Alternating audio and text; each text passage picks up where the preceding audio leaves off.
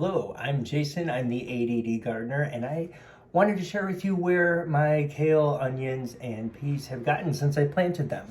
Take a look here. I'll bring them close to the camera for you to see. They're doing quite well. The kale's looking good.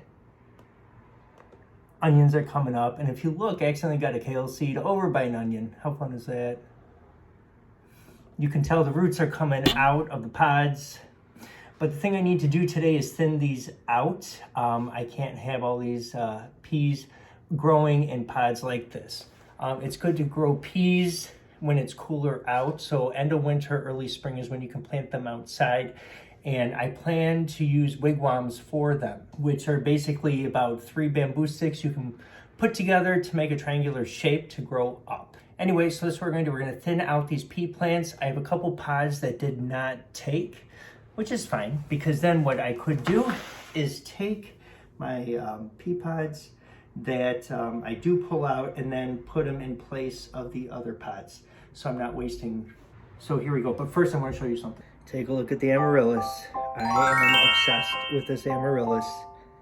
Like I said, it came in this wax bulb, this little flower. It has 2 stalks now. The first stalk already bloomed. It's now making seeds. And now the second stalk is growing all its flowers, and it's growing 2 additional plants in the bottom. How fun is that? Yeah, that's pretty cool. Okay, back to the piece. I have 3 pea pods in here, and I'm going to take the healthiest one, leave it, and I'm going to take the other 2 and just pull them out. I'm going to do that for each one.